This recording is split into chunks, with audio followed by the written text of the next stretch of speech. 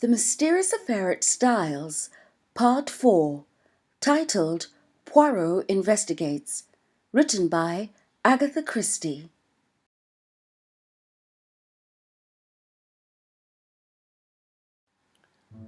The house which the Belgians occupied in the village was quite close to the park gates. One could save time by taking a narrow path through the long grass, which cut off the detours of the winding drive. So I, accordingly, went that way. I had nearly reached the lodge when my attention was arrested by the running figure of a man approaching me. It was Mr. Inglethorpe. Where had he been?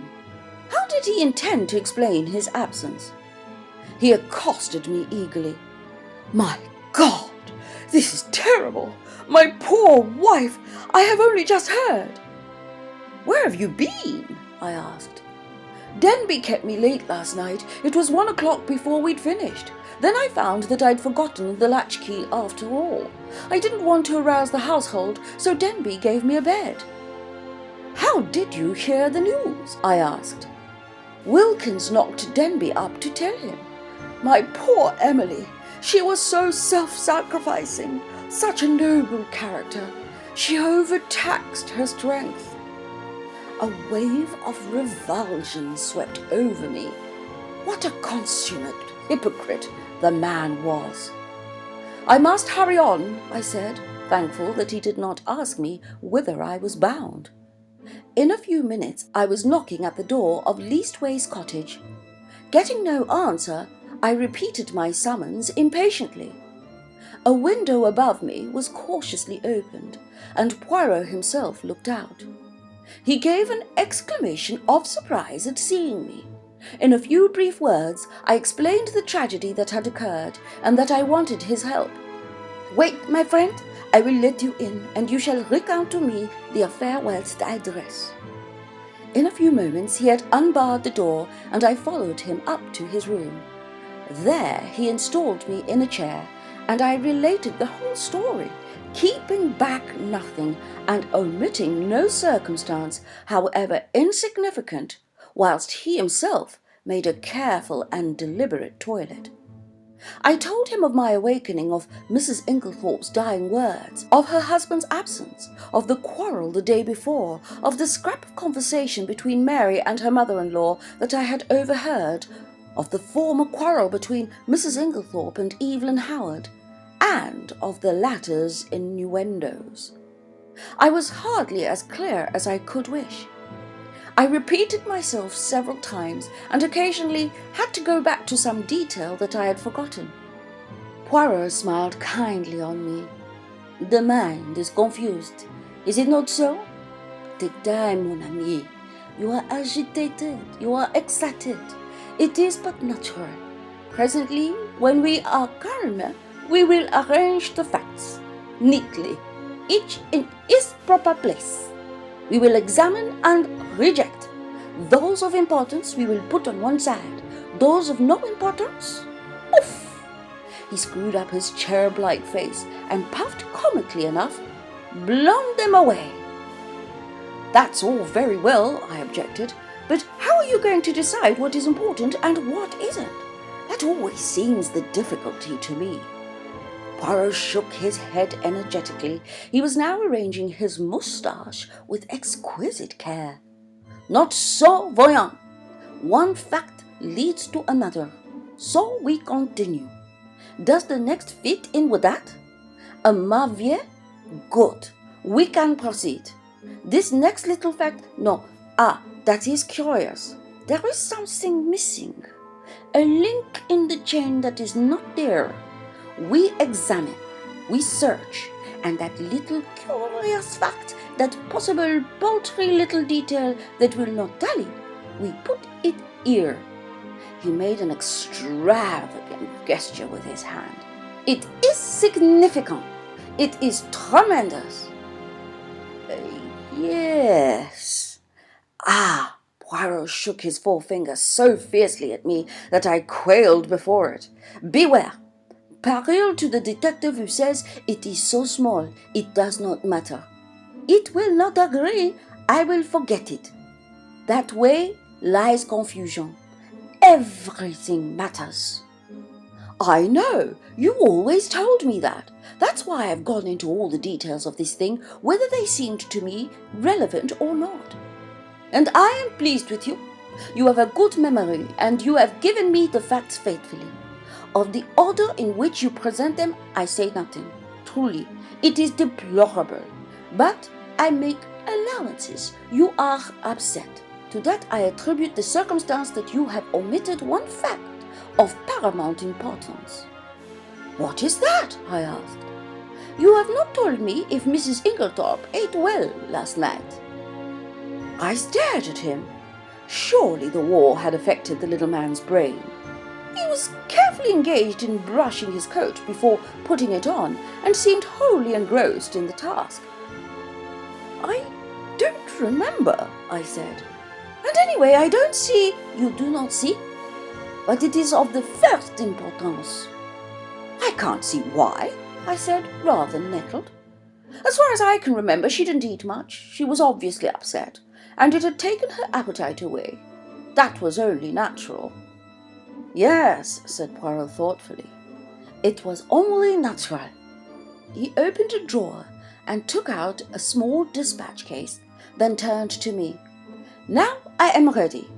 We will proceed to the chateau and study matters on the spot. Excuse me, mon ami, you dressed in haste? And your tie is on one side. Permit me. With a deft gesture, he rearranged it.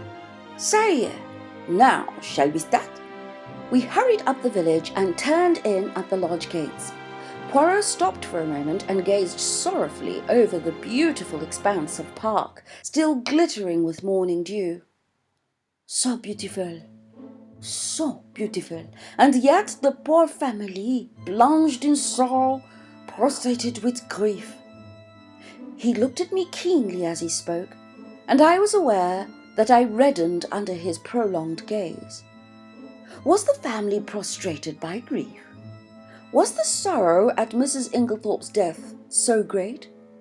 I realized that there was an emotional lack in the atmosphere. The dead woman had not the gift of commanding love. Her death was a shock and a distress, but she would not be passionately regretted. Poirot seemed to follow my thoughts. He nodded his head gravely. No, you are right, he said. It is not as though there was a blood tie. She had been kind and generous to these Candishes, but she was not their own mother. Blood tells. Always remember that. Blood tells. Poirot, I said, I wish you would tell me why you wanted to know if Mrs. Inglethorpe ate well last night. I've been turning it over in my mind, but I can't see how it has anything to do with the matter. He was silent for a minute or two as we walked along, but finally he said, I do not mind telling you, though, as you know, it is not my habit to explain until the end is reached. The present contention is that Mrs. Inglethorpe died of strychnine poisoning, presumably administered in her coffee. Yes? Well, what time was the coffee served? About 8 o'clock. Therefore, she drank it between then and 8:30. Certainly not much later. Well, strychnine is a fairly rapid poison. Its effects would be felt very soon, probably in about an hour.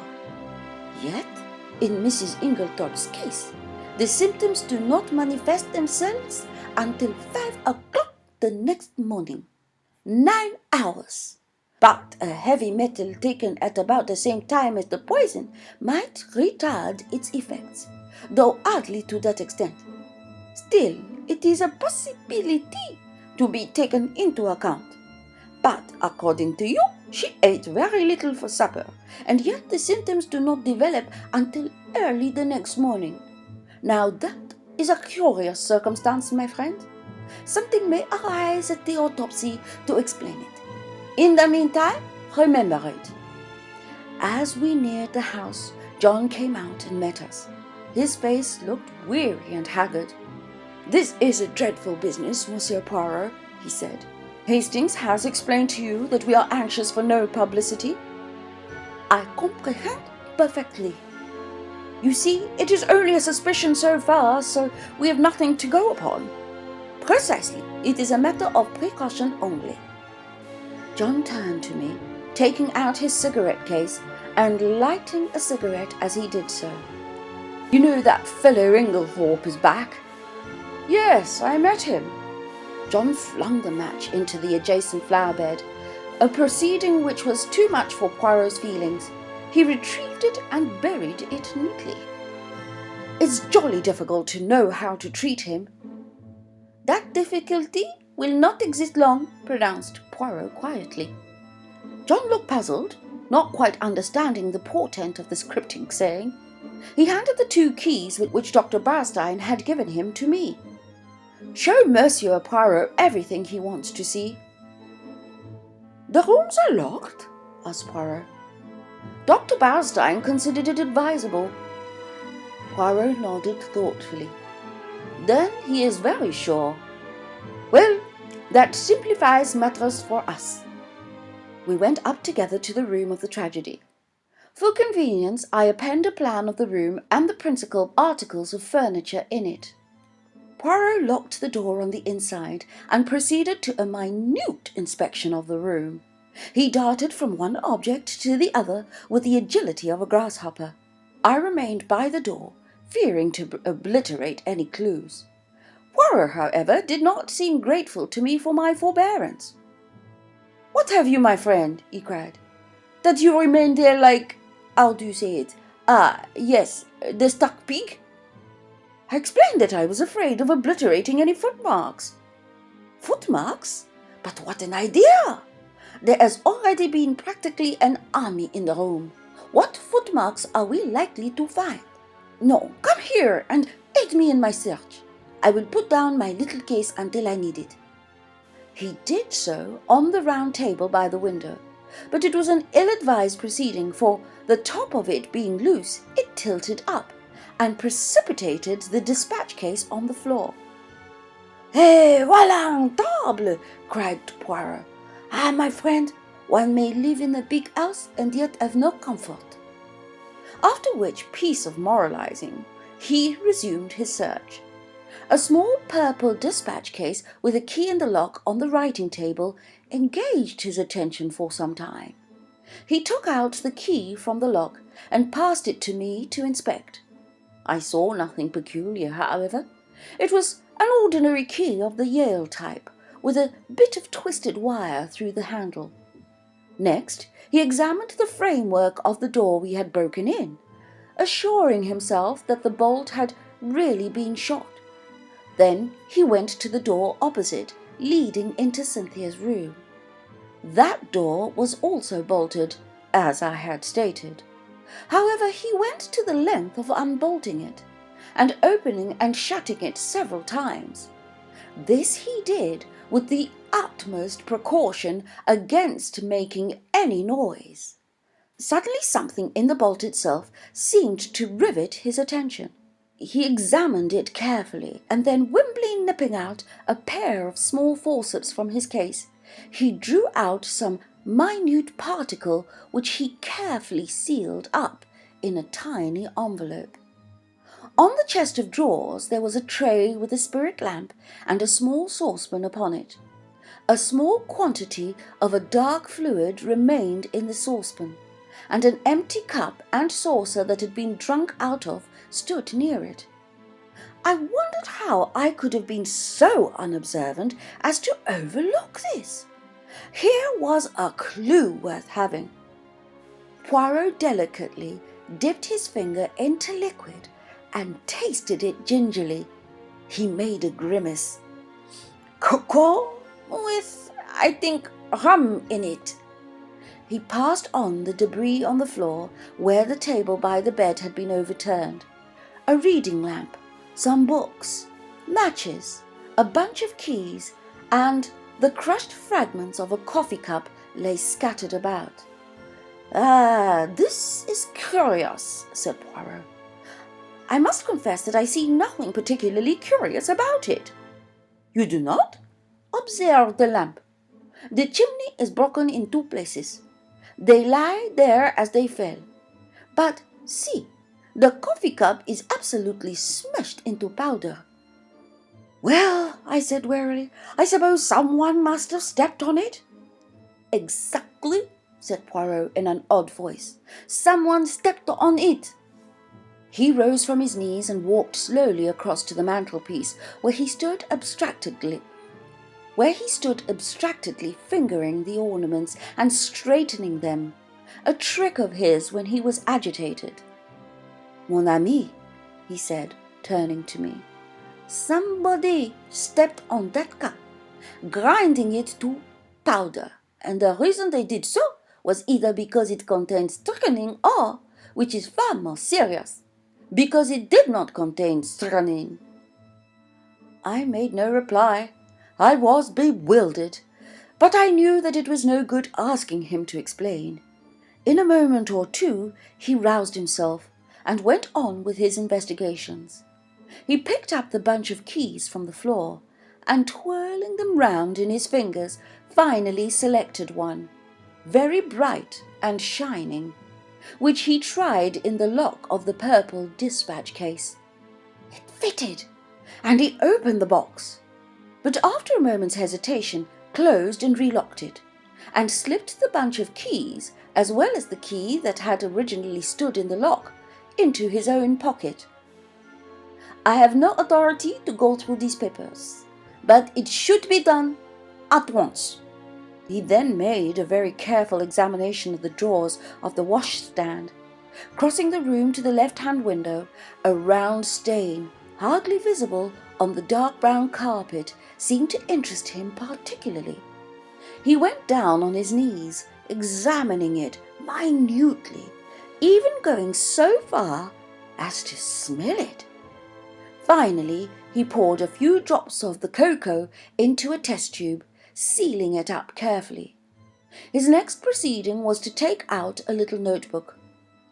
"We have found in this room," he said, writing busily, 6 points of interest. Shall I enumerate them, or will you?" "Oh, you," I replied hastily. "Very well then. 1. A coffee cup that has been ground into powder. 2.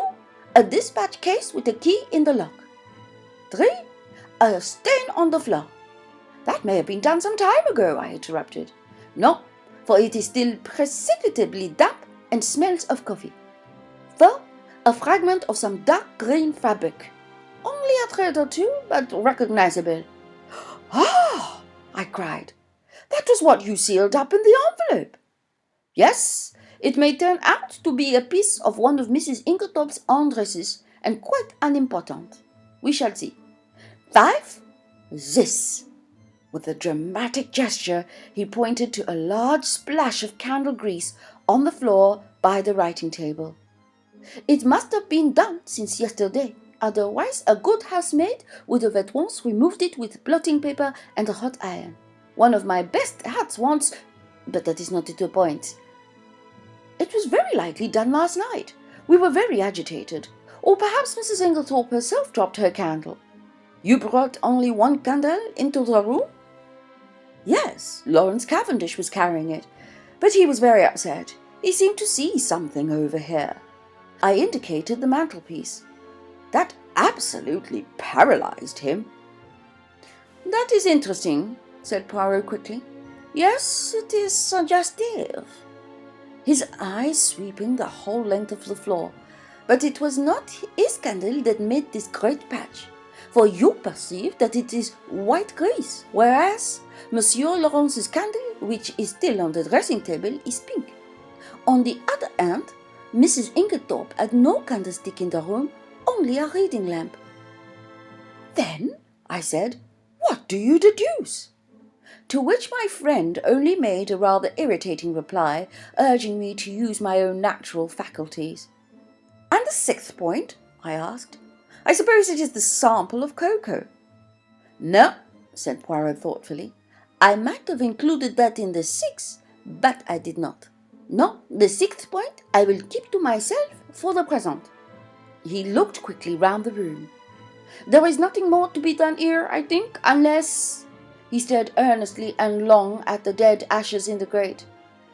The fire burns, and it destroys. But by chance there might be... Let us see. Deftly on his hands and knees, he began to sort the ashes from the grate into the fender, handling them with the greatest caution. Suddenly, he gave a faint exclamation. "The forceps! Hastings!" I quickly handed them to him, and with skill he extracted a small piece of half-charred paper. "There, mon ami!" he cried. "What do you think of that?" I scrutinized the fragment. "This is an exact reproduction of it." I was puzzled. It was unusually thick, quite unlike ordinary notepaper. Suddenly an idea struck me. "Poirot!" I cried. "This is a fragment of a will." "Exactly." I looked up at him sharply. "You are not surprised?" "No," he said gravely. "I expected it." I relinquished the piece of paper and watched him put it away in his case, with the same methodical care that he bestowed on everything. My brain was a whirl. What was this complication of a will? Who had destroyed it? The person who had left the candle grease on the floor? Obviously, but how had anyone gained admission? All the doors had been bolted on the inside. "Now, my friend," said Poirot briskly, "we will go. I should like to ask a few questions of the parlour-maid. Dorcas her name is it not?" We passed through Alfred Inglethorpe's room, and Poirot delayed long enough to make a brief but fairly comprehensive examination of it. We went out through that door, locking both it and that of Mrs. Inglethorpe's room as before. I took him down to the boudoir, which he had expressed a wish to see, and went myself in search of Dorcas. When I returned with her, however, the boudoir was empty. "Poirot!" I cried. "Where are you?" "I am here, my friend." He stepped outside the French window and was standing apparently lost in admiration before the various shaped flower beds. "Admirable!" he murmured. "Admirable! What symmetry! Observe that crescent and those diamonds. Their neatness rejoices the eye. The spacings of the plants also is perfect. It has been recently done, is it not so?" "Yes, I believe they were at it yesterday afternoon. But come in, Dorcas is here." Ah bien, do not grudge me a moment's satisfaction of the eye." "Yes, but this affair is more important." "And how do you know that these fine begonias are not of equal importance?" I shrugged my shoulders. There was really no arguing with him if he chose to take that line. "You do not agree? But such things have been. Well, we will come in and interview the brave Dorcas." Dorcas was standing in the boudoir, her hands folded in front of her, and her grey hair rose in stiff waves under her white cap. She was the very model and picture of a good, old-fashioned servant. In her attitude towards Poirot, she was inclined to be suspicious, but he soon broke down her defences. He drew forward a chair. "Pray, be seated, mademoiselle." "Thank you, sir." "You have been with your mistress many years, is it not so?" 10 years, sir." "That is a long time, and very faithful service. You were much attached to her, were you not?" "She was a very good mistress to me, sir." "Then you will not object to answering a few questions? I put them to you with Mr. Cavendish's full approval." "Oh, certainly, sir." "Then I will begin by asking you about the events of yesterday afternoon. Your mistress had a quarrel?" "Yes, sir, but I don't know that I ought." Dorcas hesitated. Poirot looked at her keenly. "My good Dorcas, it is necessary that I should know every detail of that quarrel as fully as possible. Do not think that you are betraying your mistress's secrets. Your mistress lies dead, and it is necessary that we should know all. If we are to avenge her, nothing can bring her back to life, but we do hope, if there has been foul play, to bring the murderer to justice." "Amen to that," said Dorcas fiercely. And naming no names, there's no one in this house that none of us could ever abide. And an ill day it was when first he darkened the threshold."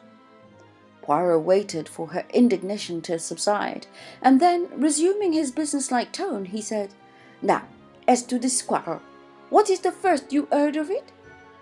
"Well, sir, I happened to be going along the hall outside yesterday." "What time was that?" "I couldn't say exactly, sir, but it wasn't tea time by a long way. Perhaps 4 o'clock, or it may have been a bit later. Well, sir, as I said, I happened to be passing along when I heard voices very loud and angry in here. I didn't exactly mean to listen, but, well, there it is. I stopped. The door was shut, but the mistress was speaking very sharp and clear, and I heard what she said quite plainly. 'You have lied to me and deceived me,' she said. I didn't hear what Mr. Inglethorpe replied. He spoke a good bit lower than she did, but she answered, 'How dared you?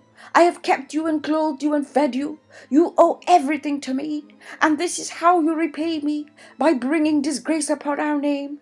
Again, I didn't hear what he said, but she went on, 'Nothing you can say will make any difference. I'll see my duty clearly. My mind is made up. You need not think that any fear of publicity or scandal between husband and wife will deter me.' Then I thought I heard them coming out, so I went off quickly." "You are sure it was Mr. Inglethorpe's voice you heard?" "Oh, yes, sir. Whose else's could it be?" "Well, what happened next?" "Later, I came back to the hall, and it was all quiet. At 5 o'clock, Mrs. Inglethorpe rang the bell and told me to bring her a cup of tea. Nothing to eat, to the boudoir. She was looking dreadful, so white and upset. 'Dorcas,' says she, 'I've had a great shock.' 'I'm sorry for that, ma'am,' I says. 'You'll feel better after a nice hot cup of tea, ma'am.' She had something in her hand. I don't know if it was a letter or just a piece of paper, but it had writing on it, and she kept staring at it, almost as if she couldn't believe what was written there. She whispered to herself as though she had forgotten I was there. There were few words, and everything's changed. And then she says to me, 'Never trust a man, Dorcas. They're not worth it.' I hurried off and got her a good strong cup of tea, and she thanked me and said she'd feel better when she'd drunk it. 'I don't know what to do,' she says. 'Scandal between husband and wife is a dreadful thing, Dorcas.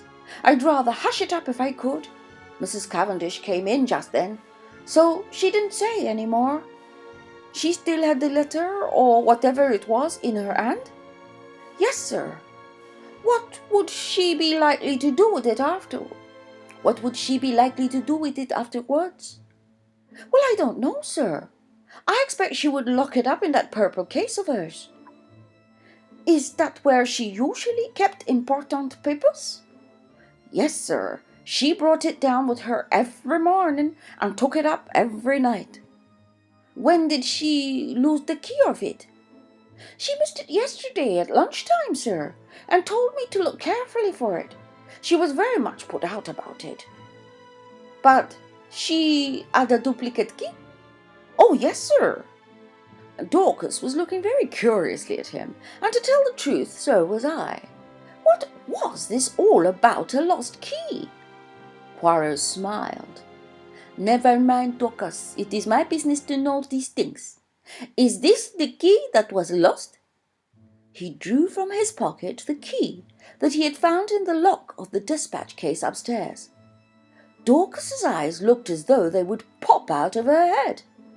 "That's it, sir, right enough. But where did you find it? I looked everywhere for it." "Ah, but you see it was not in the same place as yesterday as it was today. Now, to pass another subject, had your mistress a dark green dress in her wardrobe?" Dorcas was rather startled by the unexpected question. "No, sir." "Are you quite sure?" "Oh, yes, sir." "Has anyone else in the house got a green dress?" Dorcas reflected. "Miss Cynthia has a green evening dress." "Light or dark green?" "A light green, sir. A sort of chiffon, they call it." "Ah, That is not what I want.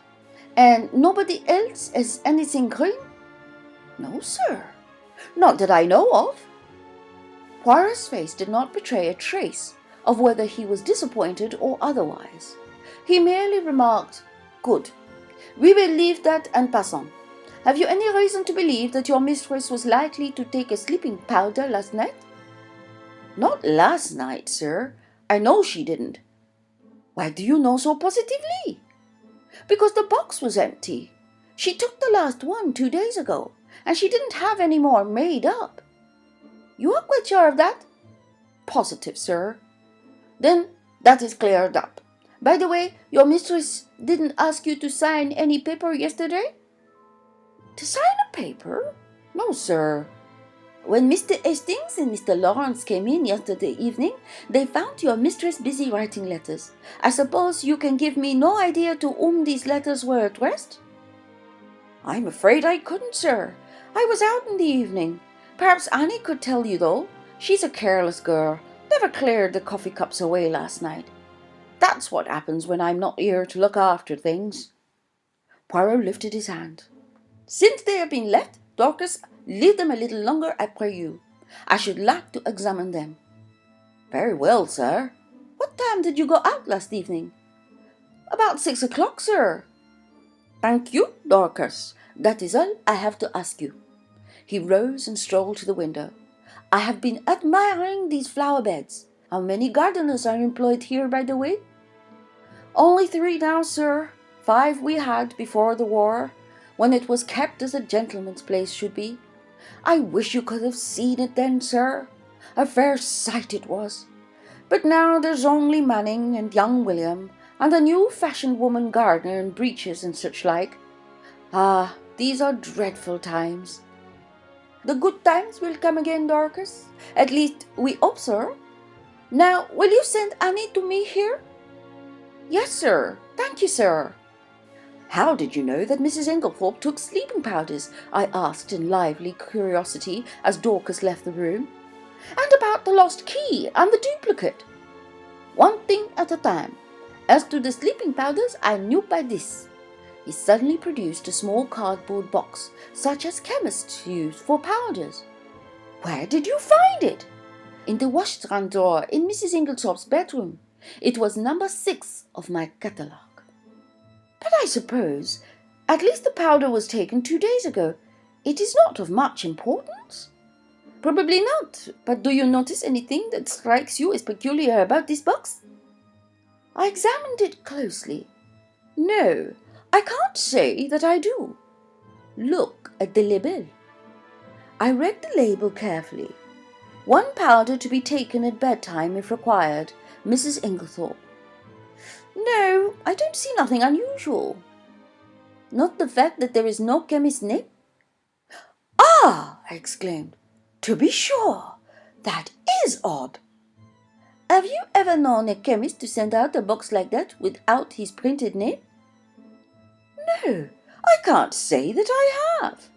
I was becoming quite excited, but Poirot dampened my ardour by remarking, "Yet the explanation is quite simple.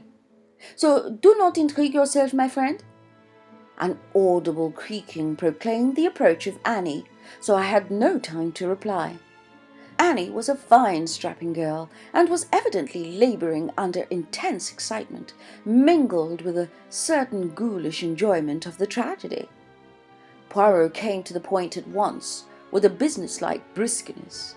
"I sent for you, Annie, because I thought you might be able to tell me something about the letters Mrs. Inglethorpe wrote last night. How many were there? And can you tell me any of the names and addresses?" Annie considered. "There were 4 letters, sir. One was to Miss Howard, and one was to Mr. Wells, the lawyer, and the other 2 I don't think I remember, sir. Oh, yes, one was to Ross's, the caterers in Tadminster. The other one I don't remember." "Think," urged Poirot. Annie racked her brains in vain. "I'm sorry, sir, but it's clean gone. I don't think I can have noticed it." "It does not matter," said Poirot, not betraying any sign of disappointment. Now I want to ask you about something else. There is a saucepan in Mrs. Inglethorpe's room with some cocoa in it. Did she have that every night? Yes, sir. It was put in her room every evening, and she warmed it up in the night, whenever she fancied it. What was it? Plain cocoa? Yes, sir. Made with milk, with a teaspoonful of sugar and 2 teaspoonfuls of rum in it. Who took it to her room? I did, sir. Always? Yes, sir. At what time? When I went to draw the curtains as a rule, sir. Did you bring it straight up from the kitchen then? No, sir. You see, there's not much room on the gas stove, so cook used to make it early, before putting the vegetables on for supper. Then I used to bring it up and put it on the table by the swing door, and take it into her room later. The swing door is on the left wing, is it not? Yes, sir. And the table is on the right side of the door, on the farther servant side? It's this side, sir. What time did you bring it up last night? About 7:15, I should say, sir. And when did you take it into Mrs. Inglethorpe's room? When I went to shut up, sir, about 8 o'clock. Mrs. Inglethorpe came up to bed before I'd finished. Then, between 7:15 and 8 o'clock, the cocoa was standing on the table in the left wing? Yes, sir. Annie had been growing redder and redder in the face, and now she blurted out unexpectedly, "And if there was salt in it, sir, it wasn't me. I never took the salt near it." "What makes you think there was salt in it?" asked Poirot. "Seeing it on the tray, sir." "You saw some salt on the tray?" "Yes, coarse kitchen salt it looked. I never noticed it when I took the tray up, but when I came to take it into the mistress's room, I saw it at once, and I suppose I ought to have taken it down again, and asked cook to make some fresh. But I was in a hurry because Dorcas was out, and I thought maybe the cocoa itself was all right, and the salt had only gone on the tray. So I dusted it off with my apron and took it in. I had the utmost difficulty in controlling my excitement. Unknown to herself, Annie had provided us with an important piece of evidence. How she would have gaped if she had realized that her coarse kitchen salt was strychnine, one of the most deadly poisons known to mankind. I marvelled at Poirot's calm. His self-control was astonishing. I awaited his next question with impatience, but it disappointed me. When you went into Mrs. Inglethorpe's room, was the door leading into Miss Cynthia's room bolted? Oh, yes, sir, it always was. It had never been opened. And the door into Mr. Inglethorpe's room, did you notice if that was bolted too? Annie hesitated. I couldn't rightly say, sir. It was shut, but I couldn't say whether it was bolted or not. When you finally left the room, did Mrs. Inglethorpe bolt the door after you? No, sir, not then, but I expect she did later. She usually did lock it at night. The door into the passage, that is. Did you notice any candle grease on the floor when you did the room yesterday? Candle grease? Oh, no, sir. Mrs. Inglethorpe didn't have a candle, only a reading lamp. Then, if there had been a large patch of candle grease on the floor, you think you would have been sure to have seen it? Yes, sir, and I would have taken it out with a piece of blotting paper and a hot iron. Then Poirot repeated the question he had put to Dorcas. Did your mistress ever have a green dress? No, sir. Nor a mantle, nor a cape, nor how do you call it, a sports coat? Not green, sir. Nor anyone else in the house? Annie reflected. No, sir. You are sure of that? Quite sure. Bien. That is all I want to know. Thank you very much. With a nervous giggle, Annie took herself creakingly out of the room. My pent-up excitement burst forth. Poirot, I cried, I congratulate you. This is a great discovery. What is a great discovery? Why, that it was the cocoa and not the coffee that was poisoned. That explains everything. Of course it did not take effect until the early morning, since the cocoa was only drunk in the middle of the night. So you think that the cocoa— mark well what I say, Hastings, the cocoa contains strychnine? Of course. That salt on the tray. What else could it have been? It might have been salt, replied Poirot placidly. I shrugged my shoulders. If he was going to take the matter that way, it was no good arguing with him. The idea crossed my mind, not for the first time, that poor old Poirot was growing old. Privately, I thought it lucky that he had associated with him someone of a more receptive type of mind. Poirot was surveying me with quietly twinkling eyes.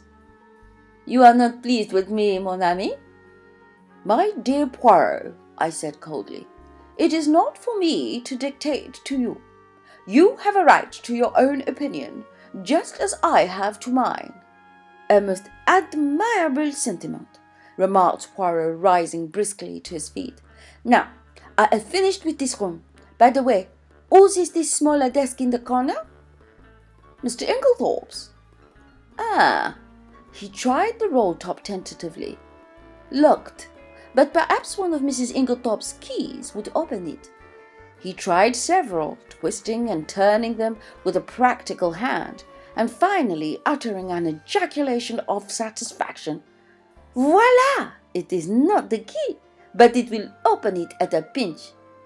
He slid back the roll-top and ran a rapid eye over the neatly filed papers. To my surprise, he did not examine them, merely remarking approvingly as he relocked the desk. Decidedly, he is a man of method, this Mr. Inglethorpe. A man of method was, in Poirot's estimation, the highest praise that he could bestow on any individual. I felt that my friend was not what he had been as he rambled on disconnectedly. There was no stamps in his desk, but there might have been. Eh, mon ami? There might have been, yes. His eyes wandered around the room. This boudoir has nothing more to tell us. It did not yield much, only this. He pulled a crumpled envelope out of his pocket and tossed it over to me. It was a rather curious document, a plain, dirty-looking old envelope with a few words scrawled across it, apparently at random. The following is a facsimile of it. Possessed. I am possessed. He is possessed. I am possessed. Possessed. We hope you have enjoyed both parts 3 and 4 released to you this weekend. This wonderful tale, The Mysterious Affair at Styles, by Agatha Christie. Please do like and subscribe. Thank you for listening or watching.